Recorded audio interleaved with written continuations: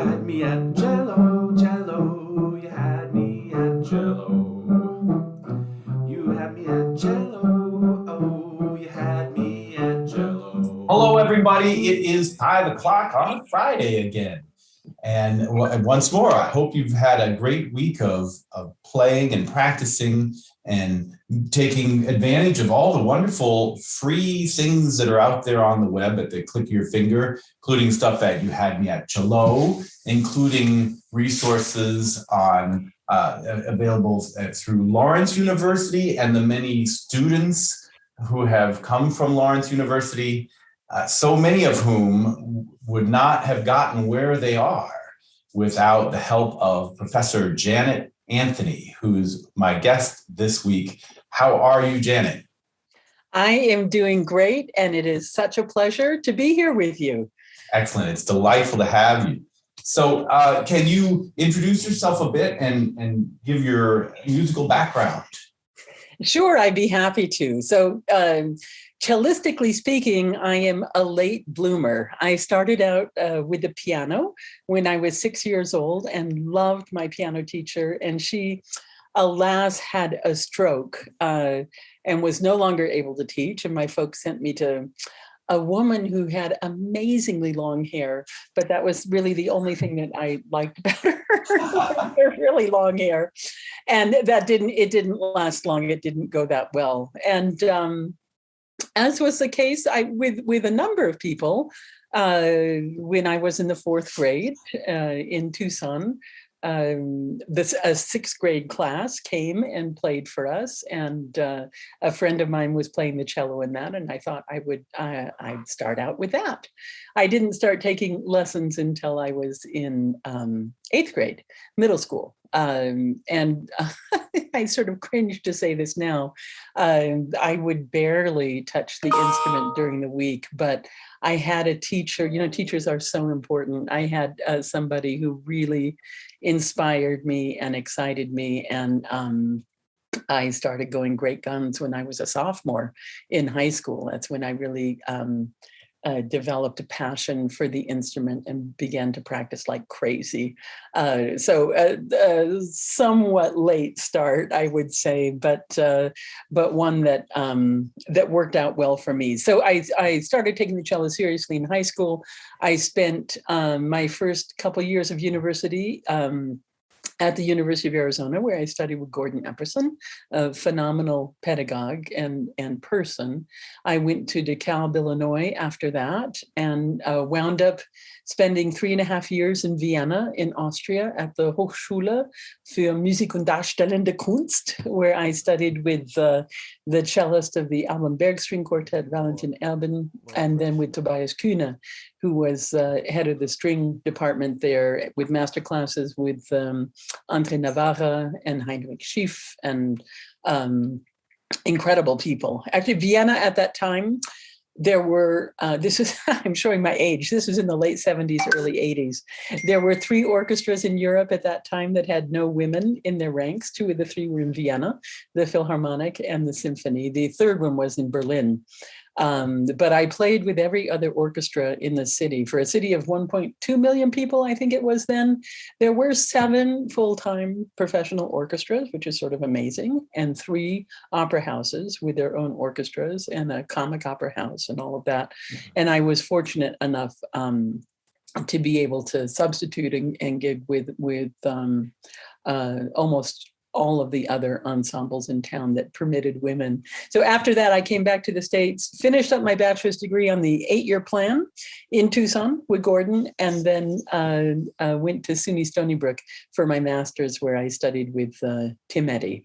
And from there, I was so grateful and pleased to land a job at Lawrence University up in Appleton, and was very, very happy there for 34 years of my career. Tremendous, tremendous. Now, I mean, one of the things I always hit on in these interviews is inspiration, but I think we're going to have plenty of opportunities to do so. You, for example, I have had the pleasure of meeting and working with a number of your students over the years, and they all have a wonderful love for music and the instrument. So I know that the path that you just described, of course, can be just full of inspiration in and of itself. But what are some of the other things that you like to draw on for your own inspiration and that you use for a student who kind of needs to connect the dots a little bit stronger? That's a great question. And one of the things I started doing very early on in my teaching career at Lawrence, and some of this was based on my experiences in Vienna, I wound up developing sort of listening suggestions, listening lists, if you will, for my students that included not only cello repertoire, but especially singers, and not just classical singers, but also jazz singers. Mahalia Jackson, when she sings the 23rd Commandment, it's sort of is I get chicken. What do you call it? Chicken Goosebumps. Thank you. I get goosebumps. I'm in French, it's chair de poule. It's the skin of a chicken. So I had chicken on my brain. So just, I get goosebumps listening to somebody spin a phrase in that way. It's just extraordinary. Or Jesse Norman with the 4 Last Songs of Strauss. I would have students listen to things every week that I hoped were inspiring. I would often do the same listening as them, just to recharge my batteries, if you will, and to have, again, the sound in my ears of these amazing, amazing musicians. So I think what we try to do with the cello is sing in general, not always, but that's one of the things the instrument is known for. It's very close to the human voice in terms of its range and all of that kind of thing. So for my inspiration musically has been really a lot of singers, but then beyond that, all of the great players who are out there. And YouTube is, of course, a force for tremendous good and tremendous bad as well. But you pick and choose carefully. It's a way to learn an enormous amount about phenomenal playing and phenomenal artistry. That's excellent. I love that. It's one of those things I have. So my students who will be watching this they know they've all been asked kind of not only their, at any given time, favorite string players or instrumentalists, but also singers. And if some of them don't have some favorite, well, here's some links. Go listen to those, and everything from the vibrato to the portamento, and there's a lot to be mined. So absolutely. Yeah. And now, in addition to playing all over Europe with various orchestras, you've played also in South America and Asia. I just have a hunch, are you someone who, when you travel, you seek out the expressive singing and or playing of the place where you're visiting? Well, to the extent that it's possible, yes. It's not always possible especially when I was a student in Europe, and the tours that I did there. You get on a train or a bus or a plane, and you sit down and you play your concert and go to the hotel, and then you're off to the next stop. But in Latin America, I had a little bit more of a chance to soak up local culture, especially in Venezuela. I taught in Venezuela in 2006 or 7. I can't remember exactly what year it was. And at an international cello festival that was part of the El Sistema program. And I was floored. I was just floored. There were, I think, 300 cellists there, and they had 3 or 4 cello orchestras. And the way that the teachers interacted with the students really marked me and touched me. There was so much respect and so much encouragement and so much love and enjoyment and excitement about what people were doing. I thought, boy, I want to be a part of something like this, as it was just remarkable. There was a recital, and this youngster played maybe a Vivaldi sonata, maybe the E minor Vivaldi sonata. I can't remember exactly. And one of the best known cello teachers in the country and performers in the country at the end of it stood up and yelled and threw his hat in the air and said, "Whoa!" And just that kind of support and energy and enthusiasm for young people, I think is really important. And for me, it was really touching and moving and a good life lesson as well. Excellent. Now, so another clearly source of inspiration for you are your interactions, your travels to, and even your work for and with Haiti when you're not there. How did that connection initially come about? Yeah, I'm so glad you asked me about that, though it's a bit dangerous. I can talk about Haiti for hours, so don't let me do that. In fact, I was just there for about 2 weeks and earlier this month. That my adventures in Haiti came about quite by accident. It was, I think, in the winter of 1996. I couldn't sleep one night, and I was reading every single ad in the Back of Strings magazine that some of your students might be aware of. And there was this teeny tiny ad for a cello teacher for a music school in Port-au-Prince. And I speak French. I spent a year and a half in France as a kid going to school there. And I thought, well, this sounds interesting. Let me give it a try. And I got the bug. And except for this pandemic period, I've been back to Haiti every year. This is actually the longest that I've been away in 26 years. Wow. I was in Haiti when the pandemic was declared and getting ready for the Haitian Orchestra Institute that we do with the Utah Symphony. And that was just 2 weeks away. It was so sad that we had to cancel that, but obviously we had no choice.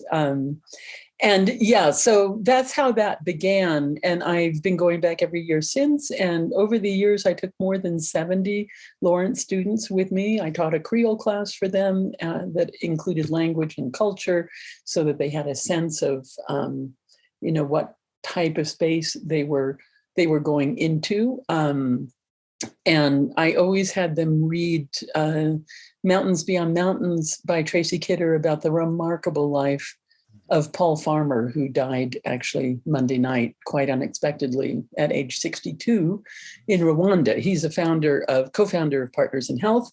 And he began his career as a doctor, as a teacher, as a humanitarian in Haiti, in a little village called Conche, where I've taught many, many summers, and during the year as well when I'm there. So the students got to have this very inspiring look at what a person can do in the country. And then I had them read something by Amy Willents, typically called Farewell Fred Voodoo, that's a little bit more down to earth and cynical and all of that to balance out the inspiration. So yeah, for me, Haiti, from my very first visit there to visits during coup d'etat and all of that kind of thing, it's been for me a source of extraordinary inspiration. What I see people strive to do, and in fact what they're able to do in spite of having such limited resources, it's humbling, and for me it's an honor to be able to offer what help I can. So yeah, that's I guess the short version of my experience in Haiti. Wow, and now I have goosebumps. That's well, come down sometime. That's wonderful. Now I'm curious. So one of the things that we kind of sometimes have to strike a balance between, though depending on whom you read, there are times where, okay, let's try to approach technique and musicianship as one and the same.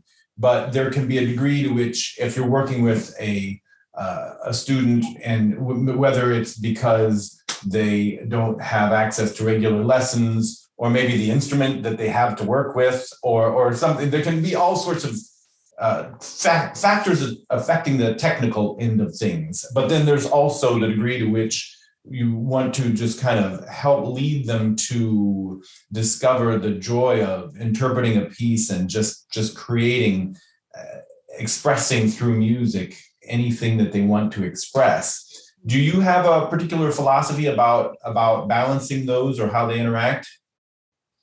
I don't know that I have a particular philosophy. In the background is always the idea that I'm not teaching the cello, I'm teaching a person. And I try to get at what this individual, what would be best for him or for her in my view at this time. It's something that I always try to work on in connection with the student. Sometimes I'm more prescriptive than others. It depends on the individual there as well. Some people just do amazing things. You let them go and just nudge here and there, and it's sort of extraordinary what comes out. And other people benefit enormously from a more active, hands-on kind of approach. And the balance between sort of technical issues, whether it's because of the instrument they're playing on or other things, and musical issues, I think that almost everything can be played with engagement and with passion. I mean, not necessarily, if you're working on pitch, intonation, you don't necessarily want a wild vibrato and all of that, but the intellectual engagement with solving problems at the instrument is phenomenal and terrific, and something that often really draws people in. You know, how do we do what it is that we want to do to be able to achieve the goals of expression? So yeah, it's something I try to balance for every person that I work with. Great. I wonder to what extent, so you talk, I like the idea, of course, of you have to cater these solutions to the student, of course, but between the breadth of strategies that you're able to bring to bear to any given student, and the breadth of experience that you've had, and the approaches of the different teachers. I mean, that is quite a variety, from Epperson to the European ones to Eddie. What are some of those things in your own, the way you were taught, that really kind of like clicked even back then, and every day they just come to mind when you're teaching or playing? Well, this is another great question. And one thing I find I have to be careful of, we often teach to what we perceive as our own weaknesses. And I felt, because in part I got such a late start, and my grounding in sort of basic technical materials, I feel like I really got the biggest dose of all of that when I was in Vienna.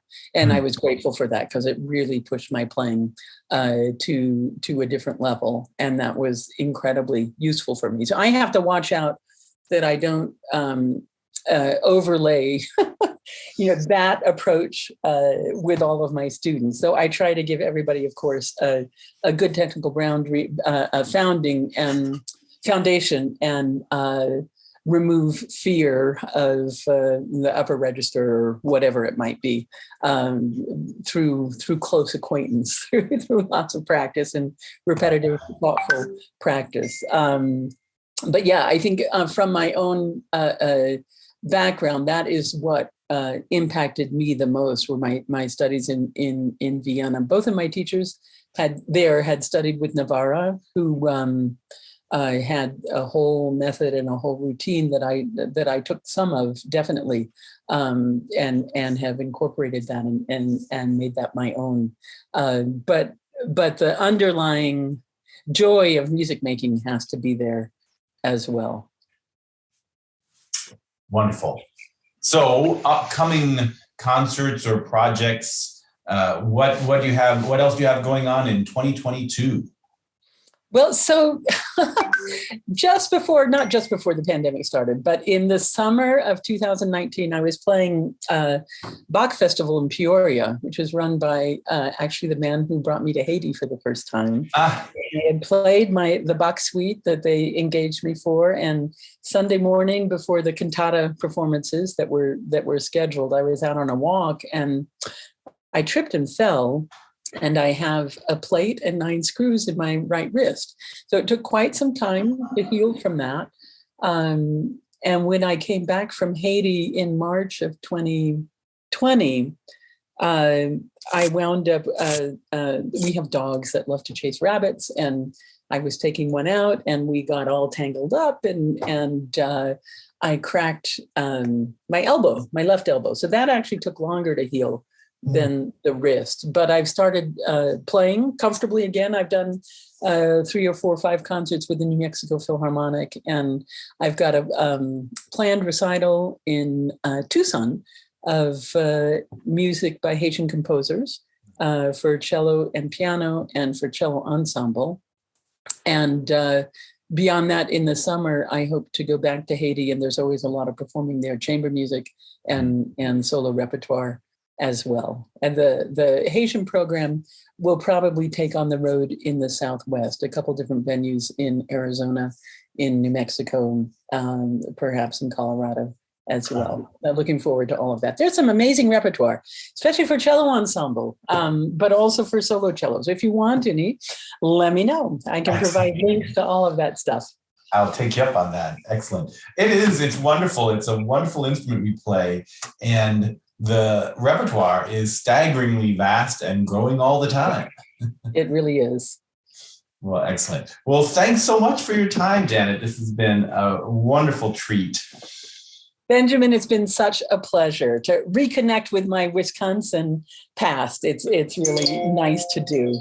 And I wish you and your students all the very best. And I love your website. Well, thank you. Awesome. I wasn't aware of it before, so this was a nice discovery for me. Oh, good. Well, thanks so much.